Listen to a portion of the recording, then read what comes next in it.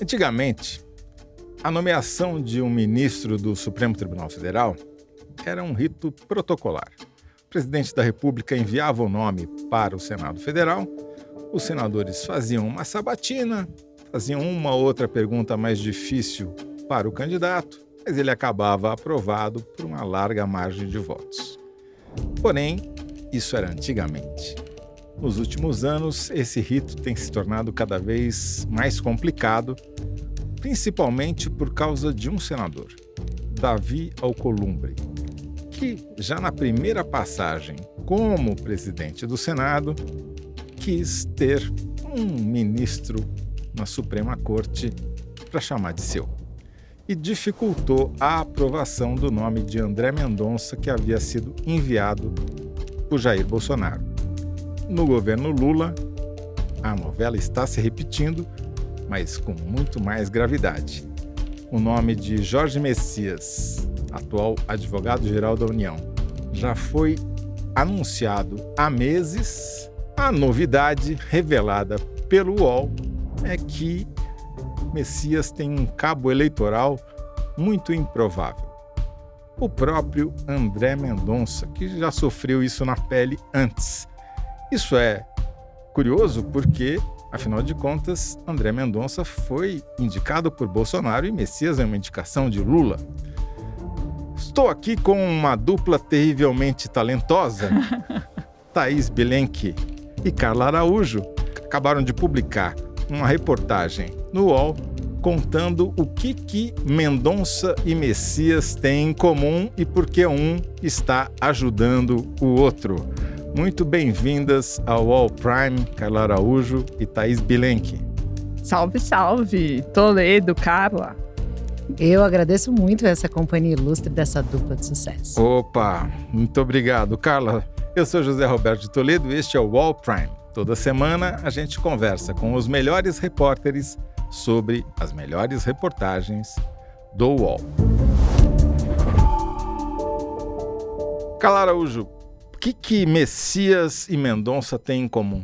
Olha, Toledo, é muito curioso. Eu e a Thaís, quando a gente estava apurando essa reportagem, a gente se deu conta de que até para descrever um ou outro, eles usam as mesmas palavras. Eles têm a religião, né? São evangélicos, têm um perfil discreto, digamos assim, são avesso às festas de Brasília, aqueles convescotes, e se colocam como figuras que saíram da AGU de um perfil técnico, jurídico, assim dizer. A AGU é a Advocacia Geral da União. Exatamente. Então, essa trajetória dos dois e essa crença, essa fé também os une. E aí, a gente conseguiu, conversando com algumas pessoas, mapear um pouco da atuação do Mendonça em favor do Messias, justamente no momento, claro, que o Mendonça é uma voz isolada ali no STF e essa cadeira vazia talvez esteja fazendo falta ali até para ele angariar alguns apoios. Então, a gente buscando ali, né, mostrando um pouco do perfil do Messias e vendo quem estava ajudando ele, a gente chega ao Mendonça de uma forma curiosa e a gente vê que tem essa curiosidade, né, Bilen? Quando a gente estava fazendo o texto, a gente falou, nossa, olha, até para se dirigir ao outro, as descrições, né, são as mesmas. Isso chamou bastante a nossa atenção. Deixa eu entender uma coisa, Thaís. Os dois vêm da Advocacia Geral da União, mas os dois são funcionários de carreira da AGU? Como é que é a carreira jurídica do Mendonça e do Messias? Os dois são servidores de carreira, concursados, foram subindo na carreira na Advocacia Geral da União até chegarem ao posto e se beneficiaram de gestões de antecessores, inclusive o Dias Toffoli, que da mesma forma como eles foi AGU e depois se tornou ministro do Supremo Tribunal Federal, e na gestão do Toffoli ambos estavam na carreira ainda. Eles se conheceram lá dentro, então? O Messias, inclusive, tem uma gratidão ao Toffoli, porque foi na gestão dele que ele renovou alguns quadros e deu espaço para a geração que estava chegando, que era dele, subir em alguns postos. Então, eles têm uma boa relação, e o Mendonça também. O Mendonça também, O Mendonça, ele agradece muito ao Toffoli ali, essa ascensão na carreira mesmo. Diz que ele O Toffoli foi o responsável por fazer uma valorização da AGU, né? E além do Toffoli, tem o Gilmar, que também foi Gilmar AGU. Mendes, que foi o Gilmar, foi advogado-geral da ONU. Pelo Fernando Henrique Cardoso. Então, assim, é uma trajetória, isso os liga, mas eu acho que eles têm, de fato, curiosamente, mais coisas que fazem essa conexão. Então, eu estava lendo na reportagem de vocês que ambos são evangélicos, né? A expressão terrivelmente evangélico foi do Bolsonaro, quando nomeou André Mendonça, mas têm afiliações diferentes, né? Um é presbiteriano, o outro é batista. O André Mendonça é presbiteriano, que é uma denominação evangélica muito tradicional, com muita entrada na elite brasileira, na classe média, média alta. Tem a Universidade Mackenzie, que forma quadros para inserção social, econômica, política também. E tem uma tradição muito mais verticalizada que a Igreja Batista. A Igreja Batista tem origem europeia, mas ela cresce muito na periferia dos Estados Unidos. E é dela que surge um líder como Martin Luther King, e tem como fundamento político-religioso a separação entre Estado e Igreja e a autonomia de cada comunidade. Então, hoje você tem a Igreja Batista de Lagoinha, né, da qual os Vorcaro fizeram parte. Você tem a Igreja Batista da Michelle Bolsonaro, no Rio, e depois em Brasília. E a de Brasília é a que o Messias frequenta desde sempre. Michelle Bolsonaro e Jorge Messias frequentam o mesmo culto? Não, a história é a seguinte. O Messias, ele cresce em Recife e lá tem o seminário batista mais antigo e tradicional do Brasil. Então, ele se forma neste ambiente e se muda para Brasília. Quando ele se muda para Brasília... Ele estudou no seminário? Não, acho que não chegou a estudar no seminário, mas ele frequenta e os pais são batistas, toda a família segue a tradição e a religião. Ele se muda para Brasília e passa a frequentar a Igreja Batista de Brasília. A Igreja Batista de Brasília é pastoreada pelo chefe de gabinete da Damares no governo Bolsonaro. Damares Alves, que foi ministra do Bolsonaro e é senadora. E durante o governo Bolsonaro é uma igreja que se aproxima muito do poder, por conta da Michelle, e mesmo os filhos do Bolsonaro, Eduardo, Flávio e Carlos, a mãe deles, a Rogéria, também frequentava a Igreja Batista no Rio de Janeiro, na Barra da Tijuca. Isso não impede que haja diversidade dentro da igreja. E o aspecto da separação entre Estado e Igreja, a autonomia das comunidades e a vida comunitária são elementos que, para o Messias, são muito importantes na vida religiosa dele. E é isso, né? Em todas as igrejas, em qualquer templo no Brasil, há diversidade política, ideológica. Agora, Carla, você falou uma frase que eu não queria deixar passar batido. Você falou, ele é uma voz solitária no Supremo. Por quê? O André Mendonça, na semana passada a gente viu ele ali, na verdade teve um apoiozinho do Fux, né? Mas ele tá hoje, Toledo, com as principais investigações nas mãos que podem incomodar muita gente, né? Então, por exemplo, a gente viu na semana passada, também indicado pelo Bolsonaro, foi o Nunes Marques, Cássio Nunes Marques, que até então, no isolamento, às vezes acompanhava Mendonça.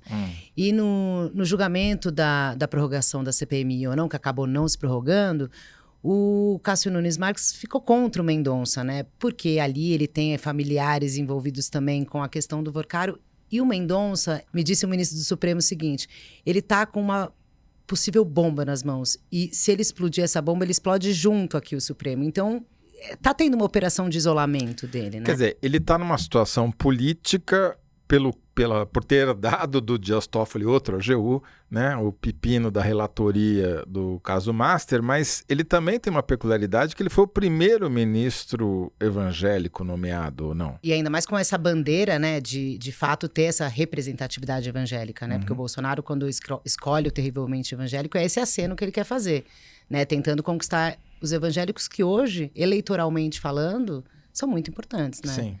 E no Supremo são quantos católicos para um evangélico? Tem o Fux, que é judeu, e o resto é católico. Mais praticante ou menos, sim. Todos os outros são... Ninguém se declara ateu ali, né? Que eu saiba. Que eu saiba também não. Tá bom. Mas tem um aspecto da trajetória do André Mendonça que... Não é nem da trajetória, mas que eu acho importante destacar, que é o seguinte, o André Mendonça, que assume a relatoria do caso Master, é um André Mendonça muito diferente deste André Mendonça que votou sozinho pela prorrogação da CPMI e do INSS. O que aconteceu com ele nesse meio tempo? Nessas poucas semanas em que, de repente, todos os holofotes se viram para ele e que ele se torna o tomador das decisões mais importantes da República, alguns apoios que ele foi angariando dentro do Supremo Tribunal Federal desde que foi indicado pelo Bolsonaro, por ter essa postura discreta, por ser um cara que se dedica a estudar e ter algum comprometimento técnico muito mais do que público de coquetéis e quitais, todos os apoios e simpatias que ele foi angariando nesse ambiente da cúpula do judiciário brasileiro começaram a ficar com arestas, porque o caso que ele relata atinge os ministros do Supremo Tribunal Federal. E o tamanho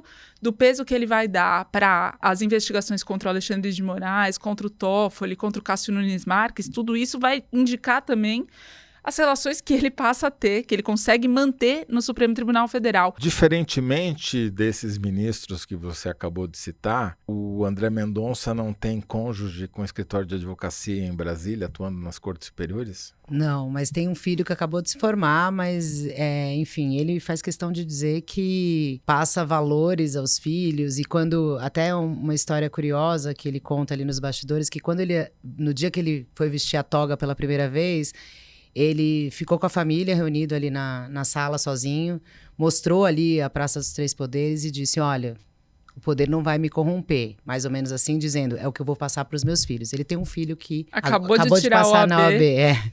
E aí eles rezam, né? Ele lê a Bíblia, eles ficam sozinhos, ele pede para todo mundo sair e depois vai tomar posse num gesto simbólico, e que o Messias nisso também se assemelha. Ele não tem mulher na advocacia em Brasília, os filhos dele são mais novos. Então, é outro aspecto no qual os dois se unem. Bom, vou ter que fazer a pergunta que não quero calar, porque eu li lá na reportagem, mas talvez as pessoas que estão ouvindo ainda não leram. Qual foi a atuação específica, objetiva, que o Mendonça fez para ajudar o Messias dentro do Senado? Mas não responda agora que a gente tem um intervalo. Ele nunca jogou pelo Santos, mas criou o príncipe da vila. O pai, o empresário, o estrategista, o filho, o craque, o ídolo. Neymar da Silva Santos. Fechou contratos, negociou transferências e transformou um menino da Baixada Santista em ídolo mundial. Neymar da Silva Santos Júnior. Emocionou torcidas, acumulou títulos e transformou um mecânico num empresário implacável. Agora, o podcast do All Prime vai revelar um enredo que entrou para a história do futebol mundial. Este é Neymar, um podcast original do All Prime. Ouça no All, no YouTube do All Prime e em todas as plataformas de podcast.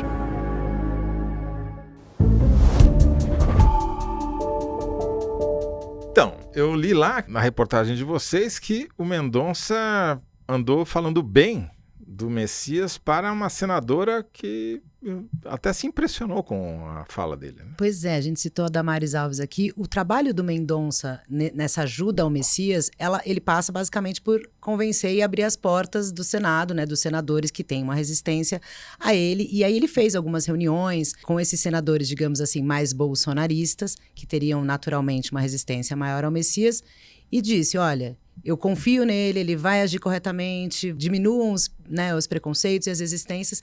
E a Damares foi uma dessas procuradas por Mendonça, conversou, mas aí eu passo a bola para a Thaís, que a Thaís esteve com a Damares ali, e a Damares está oscilando, conforme a dança. Ela começa a reportagem dizendo que vai votar de um jeito e termina dizendo que vai votar de outro. Porque de fato é meio por aí, né? Eu acho que depende o voto dela muito do ambiente que vai se dar essa sabatina e depois votação. Uhum. É um voto político, ela mesma enfatiza isso, portanto, conseguir-se se construir uma história de que o Messias é sim indicado pelo Lula, mas com compromissos inadiáveis e inalteráveis com princípios conservadores, se essa história ficar firme e bem contada, para a base dela vai contar muito a favor, e aí ela pode sim votar sim. Né? Vocês escrevem lá que ele até pode votar em questões de governo que interessem ao atual presidente, mas que em questões de costume ele vai ter um voto que vai ser de acordo com a sua convicção religiosa. Tem algum exemplo, alguma matéria que isso poderia aparecer já? Não digo uma votação que já esteja tramitando, mas algum tema, sei lá, por exemplo,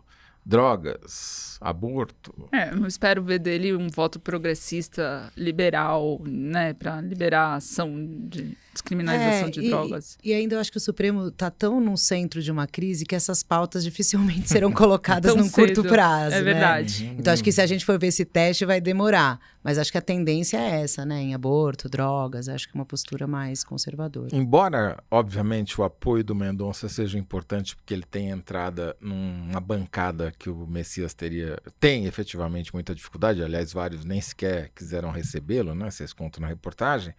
Mas a principal objeção continua sendo do presidente do Senado, né? E não sei qual das duas entrevistou o líder da oposição e falou: aquele ali que é o problema, o cara tem 15 votos, etc. Conta essa história.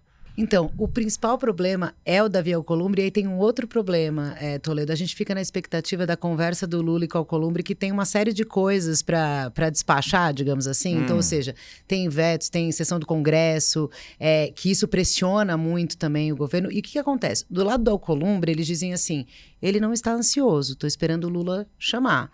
Do lado do governo, o governo tem uma pré-campanha, né, vendo o Flávio aí subir, enfim, tá com alerta em relação a isso e tá medindo a temperatura exatamente disso. E, às vezes, a gente perguntou para alguns auxiliares do presidente Lula, mas por que não chama o Alcolumbre para conversar logo?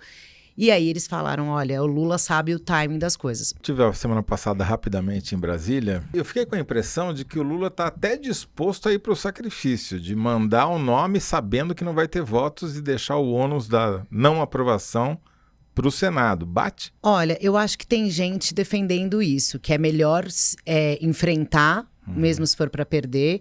E tem gente que no fim acha, olha, vai chegar na hora do vamos ver, eles vão aprovar porque seria algo, né, inédito e com desgaste muito grande. Então, todo mundo faz os seus cálculos para além do que fala para fora, né? Isso daí vai ser sempre assim daqui para frente? Porque, como eu disse no começo, lá na abertura, antigamente era uma não questão a aprovação do ministro Supremo. Ninguém mudou, isso é definitivo? A postura do Lula de bater o pé em indicar o Messias e manter essa indicação e dizer que é uma prerrogativa do presidente da República indicar o ministro do Supremo é para evitar abrir essa porteira, né? Porque se o Bolsonaro já não fez isso com o Aras, porque quando ele indica o André Mendonça, o Senado queria o Augusto Aras, então procurador-geral da República, para a vaga. E a canseira que o Alcolumbre dá no André Mendonça para a sabatina era para ver se conseguia mudar o nome. O Bolsonaro, em dado momento, lava as mãos. Quem segura o André Mendonça é a Michele Bolsonaro e a Igreja, que o apoia, faz gestão no Senado e consegue a aprovação a duras penas.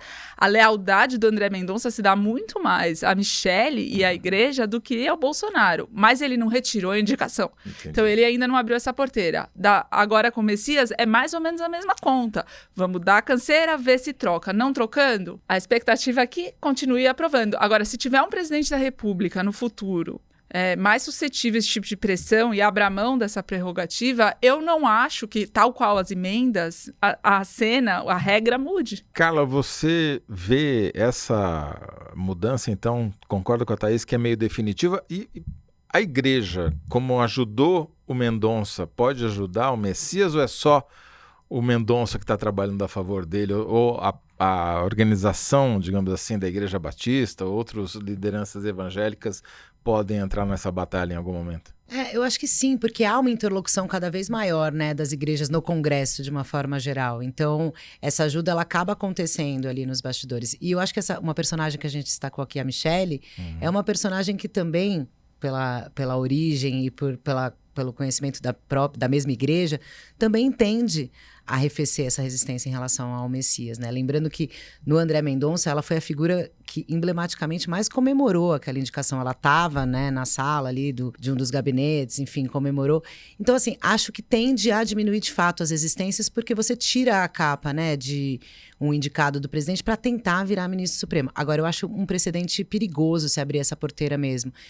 E apesar de tudo isso, Toledo, se a gente for falar a figura do Davi Alcolumbre, ele adora repetir prerrogativas do presidente do Senado são essas e tal. Então, no fim, ao cabo, ele sabe que é a prerrogativa do presidente da República indicar o ministro. Ele está fazendo a pressão agora para realmente um cabo de guerra ali, mas no fim ele vai saber, ele sabe que a prerrogativa é do presidente da República, como ele defende as prerrogativas do presidente do Congresso, né? Então, você desgasta, mas chega ali no fim, você acaba cedendo. Eu só acrescentaria uma figura religiosa importantíssima nesse processo do Messias, que é a Assembleia de Deus de Madureira, o bispo Abner, o bispo Samuel, que tiveram com o Messias logo antes da indicação lá no gabinete do presidente Lula, cuja foto foi muito simbólica e importante para abrir essa avenida, e que o Messias ainda serve como um interlocutor importante entre o presidente da República e essa denominação que é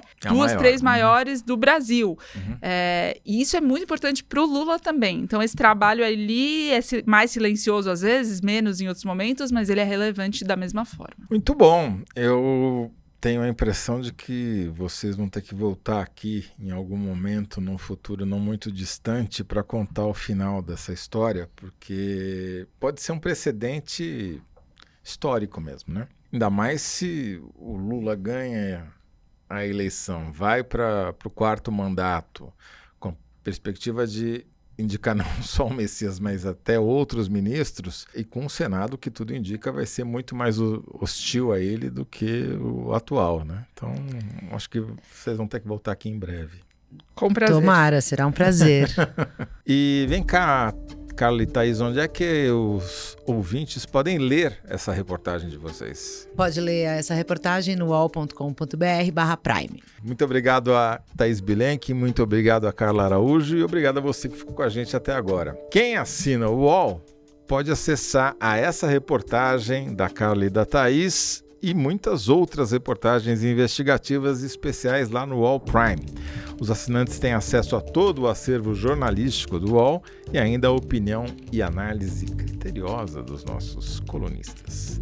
E você ainda consegue aproveitar descontos em ingressos de cinema, em peças de teatro, festivais de música e tem acesso ao UOL Play e muito mais. Confira em assine.uol.com.br. Eu sou José Roberto de Toledo e faço a apresentação do podcast UOL Prime. Conversei hoje com Thaís Bilenque e Carla Araújo. O roteiro é da Clara Rellstab. A operação de vídeo é do Fernando Moretti. A montagem é do Lucas Zacarias. A coordenação é da Lígia Carriel e da Laura Kapeliushnik.